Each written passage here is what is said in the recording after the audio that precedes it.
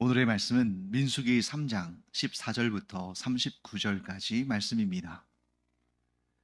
여호와께서 시내 광야에서 모세에게 말씀하여 이르시되 레위 자손을 그들의 조상의 가문과 종족을 따라 계수하되 1개월 이상 된 남자를 다 계수하라.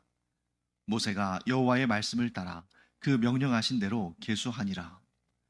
레위의 아들들의 이름은 이러하니 게르손과 고핫과 무라리요.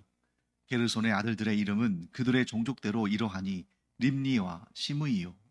고핫의 아들들은 그들의 종족대로 이러하니 아므람과 이스할과 헤브론과 우스엘이요. 무라리의 아들들은 그들의 종족대로 말리와 무시이니 이는 그의 종족대로 된 레위인의 조상의 가문들이니라. 게르손에게서는 림니 종족과 시므이 종족이 났으니 이들이 곧 게르손의 조상의 가문들이라. 계수된 자, 곧 1개월 이상 된 남자의 수요 합계는 7,500명이며 게르손 종족들은 성막 뒤 곧 서쪽에 진을 칠 것이요. 라헬의 아들 엘리아삽은 게르손 사람의 조상의 가문의 지휘관이 될 것이며 게르손 자손의 회막에서 맡은 일은 성막과 장막과 그 덮개와 회막 휘장문과 뜰의 휘장과 및 성막과 제단 사방에 있는 뜰의 휘장문과 그 모든 것에 쓰는 줄들이니라. 고핫에게서는 아므람 종족과 이스할 종족과 헤브론 종족과 우시엘 종족이 났으니 이들은 곧 고핫 종족들이라. 계수된 자로서 출생 후 1개월 이상 된 남자는 모두 8,600명인데 성소를 맡을 것이며 고핫 자손의 종족들은 성막 남쪽에 진을 칠 것이요. 우시엘의 아들 엘리사바는 고핫 사람의 종족과 조상의 가문의 지휘관이 될 것이며 그들이 맡을 것은 증거궤와 상과 등잔대와 제단들과 성소에서 봉사하는 데 쓰는 기구들과 휘장과 그것에 쓰는 모든 것이며 제사장 아론의 아들 엘르아살은 레위인의 지휘관들의 어른이 되고 또 성소를 맡을 자를 통할할 것이니라. 무라리에게서는 말리 종족과 무시 종족이 났으니 이들은 곧 무라리 종족들이라. 그 계수된 자, 곧 1개월 이상 된 남자는 모두 6,200명이며 아비하일의 아들 수리엘은 무라리 종족과 조상의 가문의 지휘관이 될 것이요. 이 종족은 성막 북쪽에 진을 칠 것이며 무라리 자손이 맡을 것은 성막의 널판과 그 띠와 그 기둥과 그 받침과 그 모든 기구와 그것에 쓰는 모든 것이며 뜰 사방 기둥과 그 받침과 그 말뚝과 그 줄들이니라. 성막 앞 동쪽 곧 회막 앞 해 돋는 쪽에는 모세와 아론과 아론의 아들들이 진을 치고 이스라엘 자손의 직무를 위하여 성소의 직무를 수행할 것이며 외인이 가까이 하면 죽일지니라. 모세와 아론이 여호와의 명령을 따라 레위인을 각 종족대로 계수한즉 1개월 이상 된 남자는 모두 22,000명이었더라. 자, 레위인들은 군사로 징집되지 않고 오직 성막에서의 그 거룩한 일들을 행하는 그런 하나님의 사람들로 구별되었죠. 그래서 이것이 성스러운 일을 위한 구별이다 해서 성별이다라고 우리는 말씀을 나눴습니다. 하나님께서 이 성막에서 이루어지는 일들이 얼마나 중요한지를 강조하셨어요.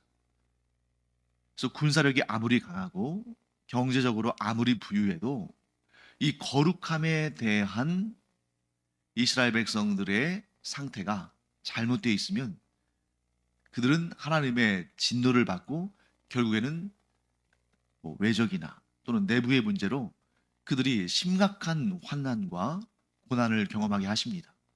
하지만 상황이 아무리 열악해, 즉 외부에서 강한 군사들이 막 그 외국 군대가 쳐들어오고 또 뭐 기근이나 뭐 이런 다양한 재난들을 경험해도 거룩함을 유지하고 있으면 그들에게 소망이 있고 하나님은 반드시 그들을 구원하신다 하시는 것을 우리가 이 성경을 통해서 알 수가 있죠.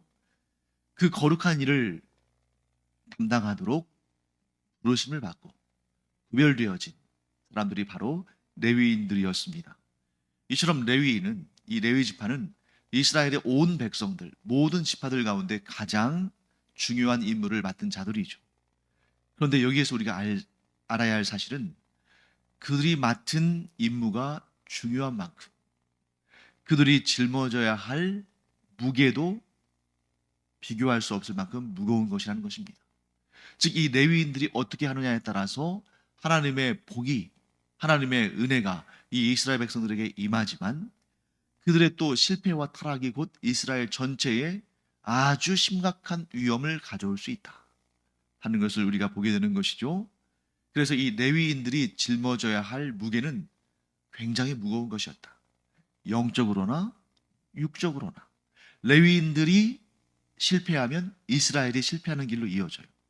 그래서 우리가 이제 이 출애굽한 이스라엘 백성들이 약속의 땅 가나안에 들어가잖아요. 그 가나안 땅에 들어가서 그 땅을 차지하는 역사가 여호수아서에 기록되어 있고, 그 이후에 이제 그 땅에서 살아가는 그 초창기의 역사가 사사기에 기록되어 있죠. 그런데 그 사사기는 성경 전체에서 가장 패역한 이스라엘의 모습을 드러내 보이는 책들 가운데 하나인데, 그래서 이 사사기에 정말 최악의 사건들이 이렇게 소개가 되어 있습니다. 그래서 특별히 그 사사기의 후반부에 가장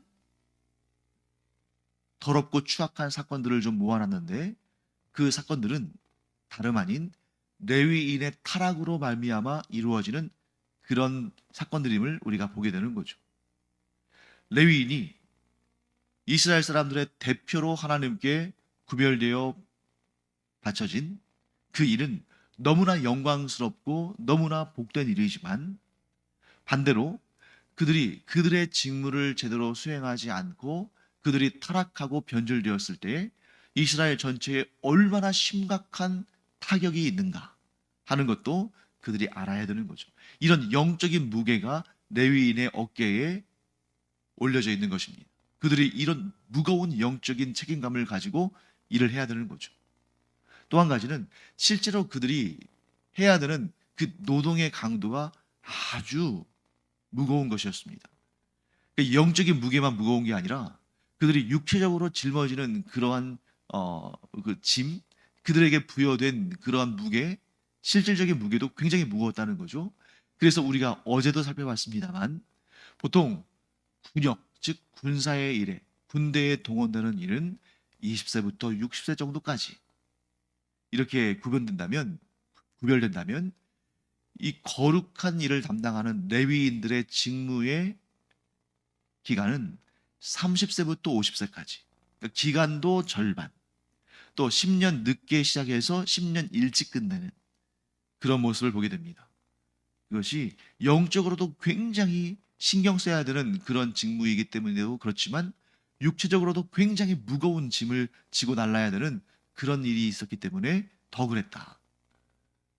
그래서 여러분, 약속의 땅 가나안 땅에 정착한 다음에 이제 나머지 이 지파 사람들도 일이 생긴 거잖아요. 뭐 농사도 하고 목축도 하고. 반면에 지금 이 광야에 이동 중에 있을 때는 뭐 이동 생활을 하는데 뭐 가축들이야 조금 돌보고 했겠습니다만 뭐 농사를 지을 수 있는 상황은 아니잖아요. 농사는 이제 약속의 땅 가나안 땅에 들어간 다음에 짓는 거죠.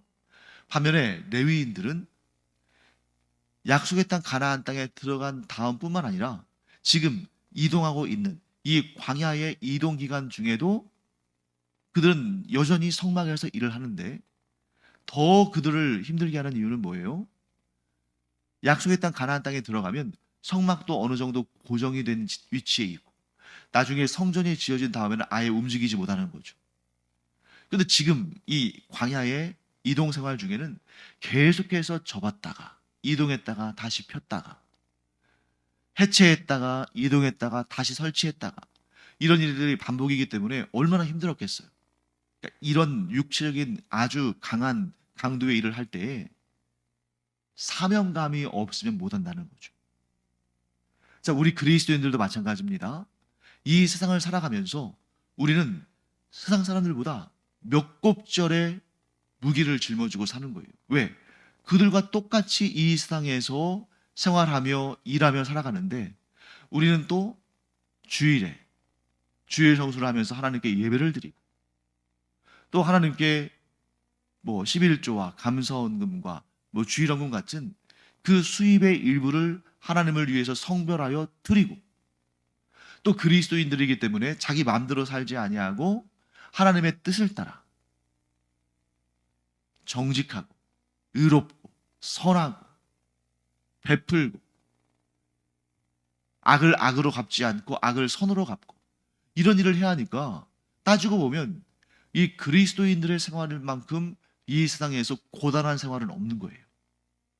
그럼에도 불구하고 오늘 이 본문에서, 오늘 우리가 읽은 이 민수기 3장의 본문을 통해서 우리가 깨달아야 할 사실은 뭐냐면, 영광이 중할수록, 영광이 무거울수록, 영광이 클수록 우리가 짊어지는 의무도, 삶의 무게도, 그 영광의 무게가 커지는 만큼 우리가 짊어지는 삶의 무게도 커지는 것이다. 그럼에도 불구하고 그 영광을 얻기를 원하는 자는 그 인생의 무게를 견뎌낸다는 거죠. 반대로 그 인생의 무게가 너무 무거워서 나는 그 영광을 취하지 않겠다 라고 생각하는 사람은 하나님의 백성들, 하나님의 자녀들, 거룩한 하나님의 자녀로 성별될 그런 자격이 없는 거죠. 그래서 우리가 신앙생활 할 때 반드시 우리가 기억해야 될 일이 있습니다. 이 레위인들을 보면서 우리가 깨달아야 되는데, 신앙생활은 누리기만 하는 것이 아니다. 내가 하나님이 주시는 복과 은혜와 성공과 형통과 물질적인 부와 이런 것들만 막 하나님께로부터 받기를 원하면서 하나님께서 성도에게 부여하시는 그 무게들, 거룩한 삶과 절제와 용서와 베푸는 것과 헌신하는 일, 이런 일들은 하고 싶지 않다면 그는 그 거룩한 백성, 거룩한 하나님의 자녀의 영광을 얻을 자격이 없다. 진정한 성도라면 어떻게 해야 됩니까? 내가 하나님의 크신, 무엇으로도 환산할 수 없는, 비교할 수 없는 영광스러운 성도의 신분과 영원한 생명의 구원을 얻었으니 내가 마땅히 이 세상을 살면서 나의 십자가를 지고 예수 그리스도를 따르리라. 내가 가장 귀한 보물을 얻었으니 다른 것들은 내가 다 잃어도 잃지 않는다. 이런 마음을 가지고 하나님을 섬기며 그리스도를 따라가는, 그게 진정한 성도의 마음가짐이고 하나님께서는 그런 마음을 기뻐하신다. 그리고 그런 마음을 가진 자들을 존귀하게 사용하신다 하는 사실을 우리는 꼭 배우고 알아야 됩니다. 그리고 또 실천해야 되는 거죠. 자, 이제 오늘 본문의 구체적인 내용들을 한번 살펴보겠습니다. 자, 14절, 15절 말씀 보시면 이런 내용 나오죠. 여호와 하나님께서 시내 광야에서 모세에게 말씀하셨는데, 레위 자손을 그들의 조상의 가문과 종족을 따라 계수하되, 즉 이번에는 1장 2장에서는 이스라엘 백성들의 레위 지파를 제외한 나머지 사람들을 계수하는, 전쟁에 나가서 싸울 수 있는 사람들을 계수하는 그런 인구 조사를 했다면, 이 3장에서는 레위 지파의 사람들을 계수하는데, 그들을 계수하는 목적은 군사로 그들을 사용하기 위함이 아니라 하나님의 거룩한 일, 곧 성막에서 하나님을 섬기는 일에 그들을 쓰시기 위한 거죠. 그런데 재밌는 사실은 1개월 이상 된 남자를 다 계수하라. 자, 이스라엘의 인구 조사를 할 때는 20세 이상의 남성들을 계수했죠. 그런데 레위 자손의, 즉 레위인의 인구를 계수할 때는 1개월 이상. 뭘 의미할까요? 레위인은 태어나면서부터 하나님의 것으로 성별된 자들이다 하는 걸 말씀하는 거죠. 그러니까 일반적인 인구조사는 20세 이상이 되어서 뭐 예를 들면 전쟁에 나갈 수 있다거나 또 세금을 낸다거나 이런 목적이 있다면, 레위인들은 그러한 사역적인, 그러한 뭔가 그들이 기여해야 되는 그러한 일들 중심으로 계수한 것이 아니라 하나님의 소유라는 거예요. 하나님의 것. 태어나면서부터 하나님의 것. 1개월 이상 된 자들을 그렇게 계수하게 하신 것은 이제 이 정결규례가 있잖아요. 태어난 다음에 남자는 대략 한 달쯤 후에 정결규례를 통해서 그가 출생신고 비슷한 걸 하는데 그 이후로 이제 1개월 이상 된 사람들을 계수하는 그런 개념을 이곳에 넣은 것이라고 볼 수 있죠. 그렇게 1개월 이상 된 레위 자손들을 계수를 했습니다. 그랬더니 레위 자손들, 즉 레위 지파는 크게 세 가문으로 이루어졌어요. 하나는 게르손, 다른 하나는 고핫, 마지막은 무라리. 왜 이렇게 되냐면 레위의 3명의 아들들을 통해서 이 지파가 구성됐기 때문이에요. 그래서 레위의 장자 게르손, 그 다음 고핫, 그리고 마지막 무라리 이렇게 되는데 이들의 그 가문을 따라서 맡은 역할이 달라집니다. 당연히 우리는 어떻게 생각하는 것이 보통이냐면 레위의 장자인 게르손 가문이 가장 중요한 직책을 맡지 않았을까 이렇게 생각이 드는데 실제로는 장자 게르손 가문이 아니라 차자 둘째 아들 고앗 가문이 가장 중요한 역할을 맡아요. 그리고 그 다음이 게르손, 마지막이 무라리 이렇게 돼요. 일단 그들의 위치, 그들이 펼치는 장막의 위치를 보면 그들의 그 서열이, 그 중요성이, 중요도가 결정이 되는데, 자, 성막을 둘러싸고 그 주변은 레위 지파 사람들이 그 성막을 향하여 진을 칩니다. 그리고 레위 지파 바깥쪽으로 나머지 12지파가 진을 쳐요. 성막을 향해서. 그렇기 때문에 레위 지파가 이스라엘 모든 지파들 가운데 가장 거룩하고 가장 중요한 지파로 성별됐다 하는 것을 우리가 알 수가 있죠. 그때 항상 이 이스라엘 백성들의 방위를 보면 동쪽, 해가 뜨는 쪽, 동쪽이 가장 중요합니다. 그래서 중요도의 순서를 따지면 동쪽부터 시작해서 시계 방향이에요.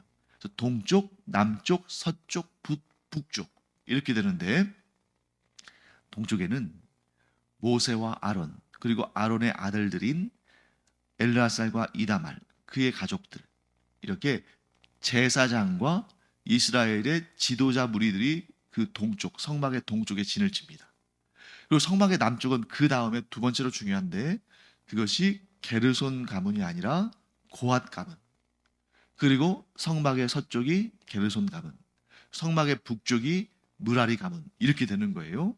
또 그들이 행하는 일도 그 중요성이 그 계보에 따라서 또 바뀝니다. 그래서 제일 중요한 직분을, 제일 중요한 직무를 행하는 자들은 레위의 장자인 게르손 가문이 아니라 고앗 가문이었다는 거죠. 그 이유는 이제 뭐 성경에 그렇게 정확하게 설명은 되어 있지 않지만 우리가 충분히 추론할 수 있는 것이 이스라엘의 지도자로 하나님의 부르심을 받고 하나님께 쓰임 받은 사람인 모세 그리고 그의 형제인 아론, 아론은 대제사장의 역할을 하는 거죠. 그리고 그의 아들들인 엘르아살과 이다말 이들이 고앗 가문 사람들이에요. 그러니까 하나님께 택함 받은 자들 중에서도 가장 중요한 직무를 맡은 자들이 고앗 가문이기 때문에 고앗 가문에게 가장 중요한 직무를 맡기십니다. 그게 뭐냐면 자, 회막에 존재하는 그러한 물품들 가운데 가장 중요한 것, 딱 한 가지만 고르라면 그게 뭐겠어요? 언약궤죠. 하나님과 이스라엘 백성들 사이의 언약을 증언하는 그런 증거의 돌판. 그래서 언약궤를 증거궤라고도 합니다. 그 언약의 돌판이 들어있는 그 증거궤, 이 언약궤가 제일 중요하죠. 그리고 그 다음으로는 뭐겠어요? 그 언약궤, 즉 증거궤가 지성소 안에 있는 유일한 물품이라면 그 다음에 두 번째로 중요한 성소, 이 실내 공간이죠. 성소에 있던 진설병상, 그 떡상, 그 다음에 분향단, 하나님께 향을 피워드리는 분향단, 또 금촛대, 그 성소 안을 밝히는 금촛대, 이런 물품들이 또 중요한 거죠. 그런 것들을 관리하고 그런 것들을 이동할 때 그 포장하고 하는 그런 일들을 누가 하냐면 이 고아 자손이 한다는 거죠. 정확히 말하면 그런 물품을 관리하는, 또 사용하는, 그걸 통해서 하나님을 섬기는 그런 일들은 제사장들이 하는 것이고, 나중에 이동할 때는 제사장들이 그걸 잘 이렇게 포장하고 잘 덮으면, 그러니까 그 실물을 보지 못하도록, 그러니까 언약궤가 이동할 때 그 언약궤의 실물을 보지 못하도록 그것을 아주 좋은 그러한 그 짐승의 가죽, 천 이런 걸로 덮어서 그걸 이동하도록 한 것입니다. 그 일, 이동할 때 그것을 옮기는 일을 이제 고아 자손들이 도운 거죠. 그런데 이 게르손 자손, 어쩌면 좀 섭섭할 수도 있죠. 왜? 레위의 큰아들의 가문인데, 장자의 가문인데, 그 가장 중요한 일은 동생인 고앗 가문에게 이제 넘겨주고 자신은 그 다음 일을 하니까. 그렇지만 여기에서 이 게르손 가문의 사람들이 자기들이 맡은 일에 대해서 불평하거나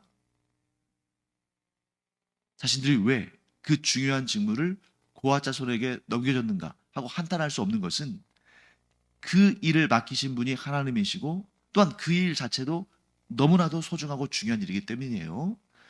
그래서 이 게르손 자손이 하는 일은 뭐냐면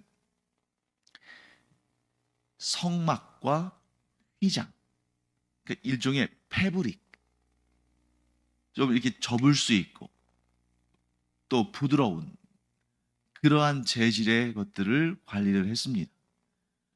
그래서 그들은 이 거룩한 성소와 지성소를 덮는 그러한 성막, 또 이 성소를 구별하는 성막들 바깥쪽으로 이렇게 구별하는 그러한 휘장, 이런 것들을 관리하고 이동하는 데 그 사명을 다했습니다. 자, 그 다음에 마지막 무라리 가문은 뭘 했냐면 제일 무거운 것. 그러니까 예를 들면 널판들이 있거든요. 성소 그리고 바깥 세상을 구별하는 그러한 경계막 같은, 그 담 같은 그런 널판들이 있는데, 그 널판, 그리고 그 널판들을 서로 이어주는 기둥들이 있고, 또 그 외에 그것을 또 부속품들이 있겠죠. 거기에다가 무거운 그 성막들에 있는 뭐 번제단, 물두멍, 이렇게 부피가 크고 무거운 것들은 무라리 가문이 담당하고 그것을 유지보수하고 이동했다. 이렇게 우리가 점검할 수가 있습니다. 자, 여기에서 사람이기 때문에 이런 생각 들 수 있잖아요. 무라리 가문은 게르손 가문을 좀 시기하고 질투할 수 있고, 게르손 가문은 또 고앗 가문의 일을 바라면서 시기하고 질투할 수 있잖아요. 그런데 여기에 아주 중요한 원리가 있습니다. 예수님께서 비유를 통해서 말씀하셨어요. 작은 일에 충성한 자는 그에게 하나님께서 착하고 충성된 종이라고 칭찬하시고 인정하실 뿐만 아니라 그에게 더 큰 일, 더 소중한 일을 맡기신다. 그런데 자기가 맡은 일에 대해서 감사할 줄 모르고 원망하고 불평하고 그 일을 제대로 감당하지 않으면, 예를 들면 한 달란트 받은 종과 같은 사람이죠. 그래서 그것을 묻어두고 아무 일도 하지 않으면 그는 책망을 받고 쫓겨나서 바깥 어두운 곳에서 슬피 울며 일을 가는 일이 있다. 이 예수님께서 비유를 통해서 말씀하신 내용이잖아요. 그래서 맡은 자에게 하나님께서는 무엇을 구하시냐면 충성이다. 그 충성을 하면 하나님께서는 반드시 칭찬하시고 그에게 더 큰 영광을, 더 큰 은혜를 베푸신다. 사랑하는 성도 여러분, 지금 나의 처지를 돌아보면 좀 마음에 안 들 수 있어요. 내가 바라고 원하고 내가 꿈꾸는 것은 훨씬 높고 훨씬 영광스럽고 훨씬 큰 것인데, 정작 지금 내가 하는 일들은 그에 미치지 못할 때 이 괴리감을 느낄 수 있거든요. 그러면서 하나님을 믿기 때문에, 하나님을 믿지 않는 사람들은 뭐 팔자 타령하고 또 나는 왜 이렇게 재수가 없냐 막 이렇게 말하겠지만, 하나님을 믿는 사람들은 그 원망과 불평을 하나님께 할 수 있잖아요. 하나님, 왜 저에게는 제가 바라고 원하는 그 좋은 것을 주지 않으십니까? 저 성도에게는, 또 저 사람에게는 그렇게 좋은 것, 영광스러운 것, 그런 걸 주셨으면서 왜 저에게는 그것을 주지 않으셨습니까? 하나님은 그렇게 원망하고 불평하고 만족하지 못하고 감사하지 않는 그런 삶을 기뻐하지 않으셔요. 그런데 우리의 모든 삶의 모든 순간은 사실 시험 받는 시간이거든요.